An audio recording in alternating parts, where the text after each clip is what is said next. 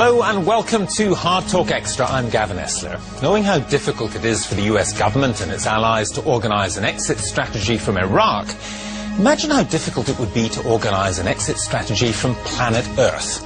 It sounds like science fiction, but it isn't. My guest today is one of the world's leading experts in theoretical physics, and this is the kind of question he ponders every day.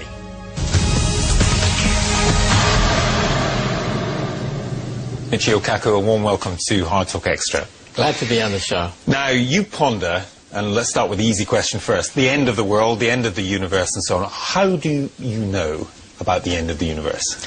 Well, we have a satellite in outer space, a WMAP, that has forced us to rewrite all the textbooks on cosmology. We physicists thought we knew it all, that the universe is made out of atoms.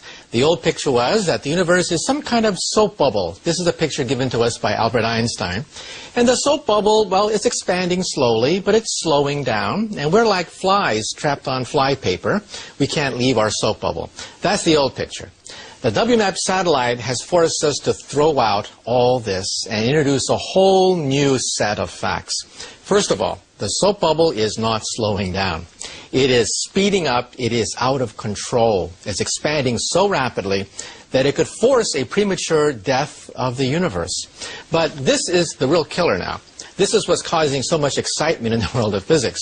We now believe there could be other soap bubbles out there in other universes, that the old concept of a universe, a one universe, is being replaced by a multiverse, and satellite data is leading the way.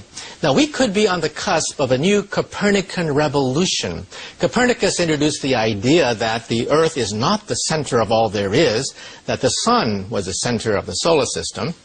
In this new Copernican revolution, our universe is not necessarily the only game in town.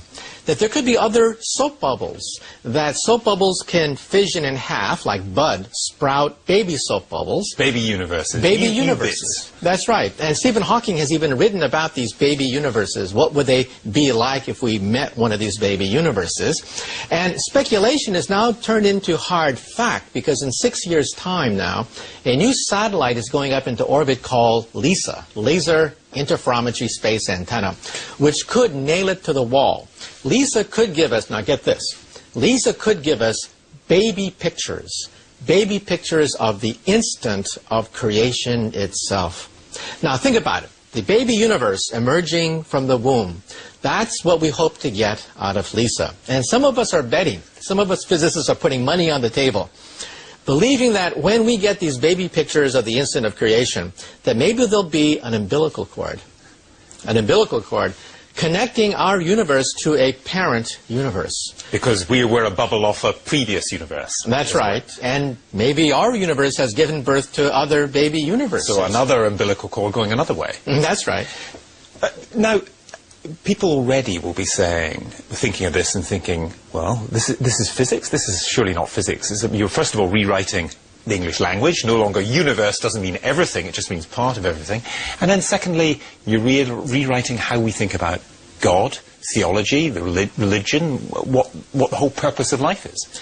That's right. If you really think about the multiverse idea, it's staggering in its philosophical and theological scope. For example, when I was a child, I used to go to Sunday school and learn in the Presbyterian Church all about the moment of Genesis. And it was such a thrilling story, this man saying, "Let there be light." But you know, my parents are Buddhists, and in Buddhism, there is no Genesis. There's nirvana. Nirvana is timeless. There's no beginning, and there's no end. So for all these years, I had these two mutually exclusive ideas in my head. And how can I reconcile these? Well, now I'm a physicist at the cutting edge of something called string theory, which we can talk about later. But now I realize that the multiverse idea gives this wonderful blend, this melding of these two religious thinking, that Genesis takes place continually in an ocean of nirvana. That these bubbles are sprouting out of nirvana, and this nirvana is something we call 11-dimensional hyperspace. It is a much larger space that our soap bubble is expanding into.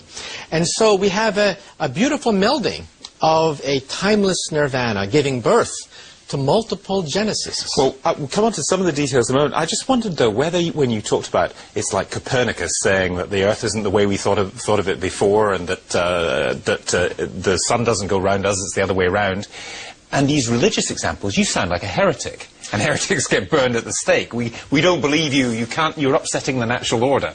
Well, in 1600, Giordano Bruno, a former Catholic priest, was burned alive by the Catholic Church for saying precisely these things. He talked about parallel worlds in outer space, other suns, and what could be more innocent than the idea of alien civilizations out there in the heavens? But think about it.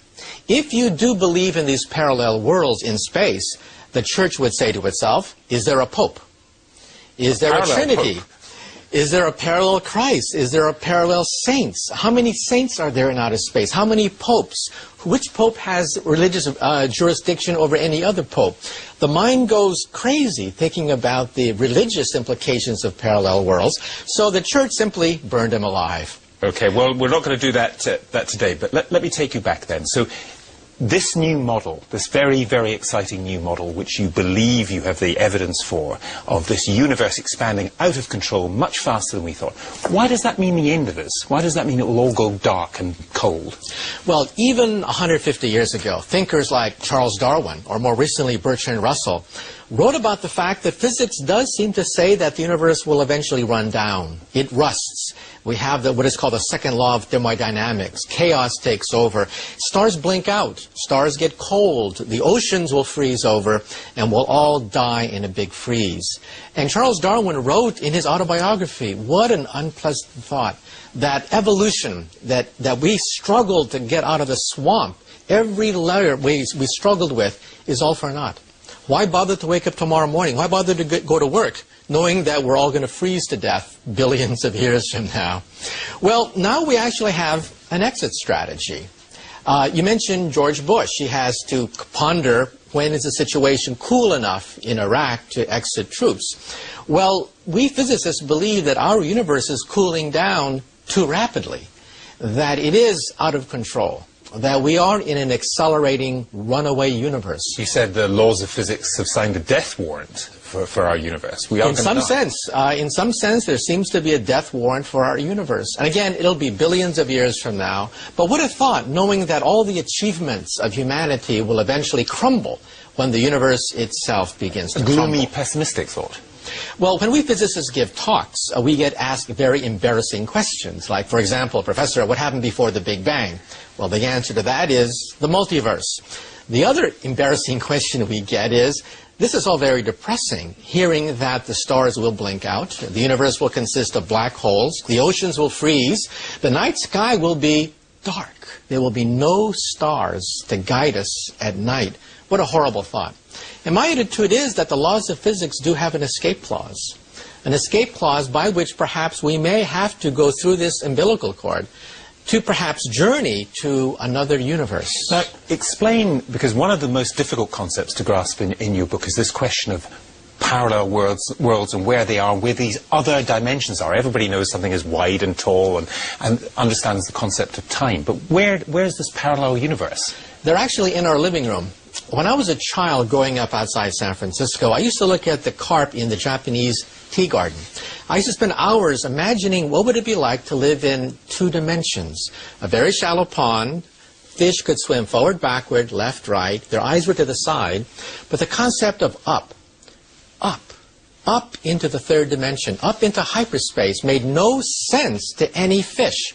And I imagined a scientist there saying, bah, humbug. Anyone who talks about the world of up is talking science fiction. And then I imagined as a child grabbing this fish scientist, lifting the fish scientist into hyperspace, where the fish scientist would see other ponds, parallel ponds, beings moving without fins, beings breathing without water, that is us, a new law of physics. Now, H.G. Wells, in his novel, The Invisible Man, no one ever reads it carefully to find out how H.G. Wells envisioned invisibility. He envisioned it through the fourth dimension. If I have two parallel sheets of paper, like two ponds, I have us in one universe, but I have another one hovering, just hovering inches above our universe. Light goes underneath the invisible man, so he is invisible, but he could look down on us. So we think that anyone in a higher dimension could be visible to us via its gravity. Gravity does seep across universes. So by being visible because of its gravity, there may be a way of proving that this theory is more than just a theory. That's right, and believe it or not, the Hubble Space Telescope over the last several years has been giving us maps of something called dark matter. Dark matter makes up most of the universe. It's not made out of atoms. Your chemistry teacher was wrong in saying that the universe is mainly made out of atoms. You are going to get burned at the stake, I can see, with all the chemistry. Anyway, go on. These are the whole generations of textbooks have now had to be thrown out. The universe is not mainly made out of atoms. We are talking about dark matter. It's invisible. You cannot photograph dark matter. We know it's there because of its gravitational presence.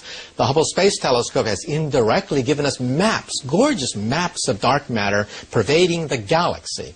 Well, some of us believe that we are actually tracing out the outlines of the invisible man, invisible galaxies, invisible worlds hovering just above our universe. Invisible because light goes beneath it, but we feel the effects of its gravity, which hops across universes. Which can be measured. But then, if that is true, at some point, some scientists somewhere will find a parallel universe, will they not? And they are searching for it. We think that, first of all, you can detect a parallel universe in several ways. First of all, how does a parallel universe form?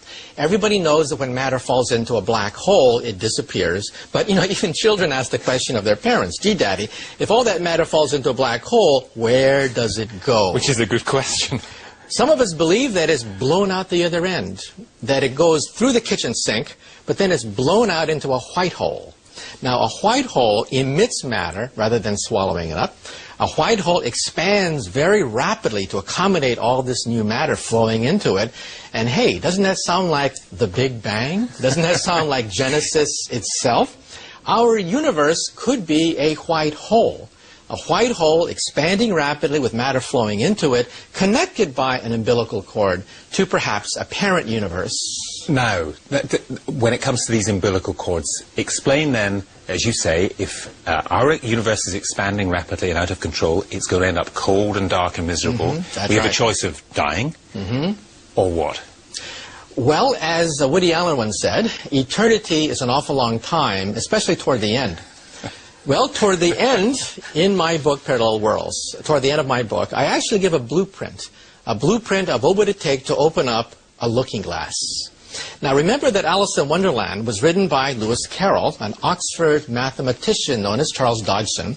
He knew that universes could be glued together at the hip, like Siamese twins, and he called that the looking glass that allowed you to see into Wonderland. Now, we physicists think we could do it as follows, by boiling space. Now, when you boil water in a microwave oven, you turn up the heat and water forms bubbles inside the water. Well, if you boil space, if you heat space up to what is called the Planck temperature, the temperature of the Big Bang, bubbles form. These are bubbles in space itself, tears, rips in the fabric of space and time. They are looking glasses into these other worlds, connected by umbilical cords to our world. And so we realized that there could be an escape hatch, and for mankind, for everything that we know, not the depressing scenario you talked about that Darwin painted and others, Bertrand Russell had painted. There may be a way out. There may be a way out, that the laws of physics are not a death warrant, as Charles Darwin thought, as Bertrand Russell thought. We believe that perhaps we now have for the first time a loophole in the laws of physics, that we may be able to boil space, open up these looking glasses, and perhaps in a civilization many years more advanced than ours, go and flee into a warmer, younger universe. This may be our only hope far into the distant future. Can you see, I want to talk a bit about the impact on humanity and ordinary people, but can you see why, to many people listening to this, it is almost as if theoretical physics has become a new priesthood, because you can make the calculations, you speak this, you're translating your technical language for the benefit of all of us, and we have to take it on trust that you've got it right, and this theory, perhaps, may be the right one. Well, a priesthood is not accountable to anything but its own inner logic. We are accountable to the laws of nature. We have the WMAP satellite up in orbit right now, forcing us to rewrite a whole generation of textbooks that said that there's only one universe, that there's only atoms that make up the visible universe. That's the old thing that's been replaced by the WMAP satellite. And in 6 years, as I mentioned, LISA goes up in orbit. And again, LISA could disprove this. The Laser Interferometry Satellite. 3 satellites connected by laser beams making a triangle. The triangle is 3 million miles across, making it the largest satellite system ever conceived of by the human mind, to be launched in 2011. And it'll detect shock waves from the instant of the Big Bang. And if the shock waves don't come out right, if the frequency of vibrations that LISA picks up does not correspond to our theories go out the window. And however, you have to start again. However, if they confirm it, this could be the greatest revolution in philosophy since the Copernican revolution. Interesting you use the word philosophy, because, for example, one obvious question which arises, which is, why should we behave well to each other? Why should individuals do good things if it's all purposeless, if it's not benign, if we're going to end up however we... As one scientist, Richard Dawkins, put it, the universe that we observe has precisely the properties we should expect if there is at bottom no design, no purpose, no evil, no good, nothing but blind, pitiless indifference, which has a huge moral dimension to it. Why should we behave well? Well, look at the way Einstein looked at the question of divinity and morals and ethics. Einstein said there really are 2 types of God. One is the God of prayer, the God that you pray to, the God that parts the waters, the God of Isaac and Moses and Jacob, the personal God. The other God is the God of Spinoza, the God of design, the God of harmony. Einstein says something very profound. He said the universe could have been chaotic. The universe could have been random. The universe could have been ugly. And yet we have this gorgeous synthesis at the origin of the universe itself, giving birth to the galaxies, the planets, DNA, life. And Einstein said that the harmony he sees could not have been an accident. That we're not talking about the design of humans. We're not talking about an intervention that gave us eyes, noses, and ears. But where did the laws of physics come from? I work in something called string theory, which makes the statement that we are reading the mind of God. It is based on music, little vibrating strings giving us particles that we see in nature. The laws of chemistry that we struggled with in high school would be the melodies. The melodies you can play on these vibrating strings. The universe would be a symphony of these tiny vibrating strings. And then the mind of God that Einstein wrote about at length. The mind of God would be cosmic music. Music resonating through this nirvana, through this 11-dimensional hyperspace. That would be the mind of God. One of the basic, I suppose, principles of the discussion that we're having and of your book is that if mankind is doomed in this universe and mankind has to find an escape strategy, then mankind's got to be a lot better and smarter than we are now. You talk about type 1, type 2 and type 3 civilizations. What do you mean by that? We physicists look in outer space and we catalog very advanced civilizations by type 1, 2, or 3. Type 1 would be a planetary civilization that controls the oceans, controls the volcanoes and the weather. Type 2 controls stars. They play with stars. They eat up stars for breakfast. Type 3 is galactic. They roam the galactic space lanes. Now, by contrast, what are we? Well, nowhere near even type 1, are we? We're type 0. Failures. We get our energy from dead plants. However, every time I read the newspaper, I see the birth pangs of type 1. What is the Internet? The Internet is the beginning of a planetary telephone system.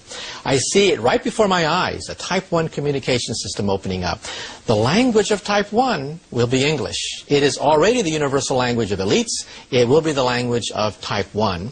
And look at the economies, NAFTA, the European Union, trading blocs. The birth of a new economy is taking place. Now, there are people who don't like this transition, who in their gut feel more comfortable being in a type -1. They're the terrorists. They, in their gut, realize that a type 1 civilization has free-flowing ideas, challenging orthodoxies, new, vigorous, wondrous ideas popping forth. That's type 1. Do you think that, given that we're not even type 1 or type half, that mankind is going to destroy the world in our own way before we have anything like the problems that you're talking about to face? In other words, it's global warming, or we'll kill each other with war that we should be worrying about, not this. That's a definite problem. When I look in outer space and we look for signals from alien life, we see nothing. It's quiet out there. But the laws of physics tell us it should be teeming with intelligent life forms. More intelligent than we are. Right, and one theory is that, yes, there were many type zeros out there, but the savagery of their rise from the swamp, they kept with them all the sectarian, fundamentalist, racial nonsense of the forest. And that's why they self-destructed before they attained type 1 status. So the birth of type 1, we think, is going to be quite convulsive. It'll take place in the next 100 years. The next 100 years are the most important 100 years in all of human history, because it'll determine whether or not we make that transition to type 1 civilization, a planetary civilization. Or perish by our own rather brutal means. That's right. And when we go into outer space and see different star systems, perhaps we will see planets whose atmospheres are too hot. They did have a greenhouse effect, or their atmospheres are radioactive. They did have a nuclear war. And perhaps that's why we don't see them with our telescopes and instruments. You're a communicator and a scientist, and the two words quite often don't appear in the same sentence, which I think Very you would often. accept. And also, you are a scientist who talks without any embarrassment whatsoever about God, which is also unusual, isn't it? Well, we physicists are the only scientists who can say the word God and not blush. We are dealing with the cosmic questions of existence, of meaning. Thomas Huxley, the great biologist of the last century, said that the question of all questions for science and religion is to determine our true place, our true role, our true place in the universe. For both science and for religion, it is the same question. However, there has been a divorce in the last half century or so between science and humanists, and I think it's very sad that we don't speak the same language anymore. But you're changing that in a way, aren't you? I hope. But do you, just as we wrap up this conversation, I wonder, does this keep you awake at night? You have the same pressures as the rest of us. Do you find it difficult to go from pondering, touching the face of God, to come down to the mundane realities of living in a rather dangerous and sometimes nasty world? Yes, there's always that schism there, but when I go home at night and I take a shower and I really think about outer space and I think about where we are going, I mean, I cannot live in an ivory tower realizing that there really are threats to our advance to a type 1, that there are people who actively would want us to go back 1,000 years into the past. And so, yes, I realize that this is that crucial time where it could tip either way. It could lead to a paradise, an Aquarius, age of Aquarius of a type 1 civilization, or the havoc of going back 1,000 years to religious sectarian orthodoxy. Professor Michio Kaku, pleasure talking to you. Thank you very much. My pleasure.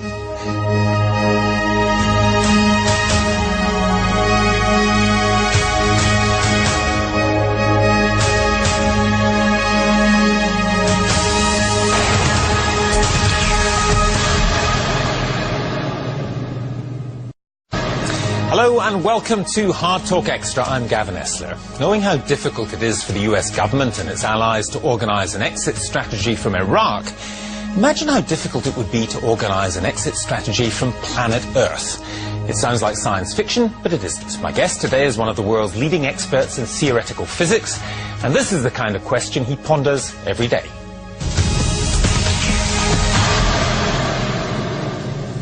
Michio Kaku, a warm welcome to Hard Talk Extra. Glad to be on the show. Now, you ponder, and let's start with the easy question first, the end of the world, the end of the universe, and so on. How do that the Earth is not the center of all there is, that the Sun was the center of the solar system. In this new Copernican revolution, our universe is not necessarily the only game in town. That there could be other soap bubbles, that soap bubbles can fission in half, like bud, sprout baby soap bubbles. Baby universes. Baby universes. That's right. And Stephen Hawking has even written about these baby universes. What would they be like if we met one of these baby universes? And speculation is now turned into hard fact, because in 6 years' time now, a new satellite is going up into orbit called LISA, Laser Interferometry Space Antenna, which could nail it to the wall. LISA could give us, now get this, LISA could give us baby pictures of the instant of creation itself. Now think about it. the baby universe emerging from the womb. That's what we hope to get out of LISA. And some of us are betting, some of us physicists are putting money on the table, believing that when we get these baby pictures of the instant of creation, that maybe there'll be an umbilical cord connecting our universe to a parent universe. Because we were a bubble off a you know about the end of the universe. Well, we have a satellite in outer space, a WMAP, that has forced us to rewrite all the textbooks on cosmology. We physicists thought we knew it all, that the universe is made out of atoms. The old picture was that the universe is some kind of soap bubble. This is a picture given to us by Albert Einstein. And the soap bubble, well, it's expanding slowly, but it's slowing down. And we're like flies trapped on fly paper. We can't leave our soap bubble. That's the old picture. The WMAP satellite has forced us to throw out all this and introduce a whole new set of facts. First of all, the soap bubble is not slowing down. It is speeding up. It is out of control. It's expanding so rapidly that it could force a premature death of the universe. But this is the real killer now. This is what's causing so much excitement in the world of physics. We now believe there could be other soap bubbles out there in other universes, that the old concept of a universe, a one universe, is being replaced by a multiverse, and satellite data is leading the way. Now, we could be on the cusp of a new Copernican revolution. Copernicus introduced the idea that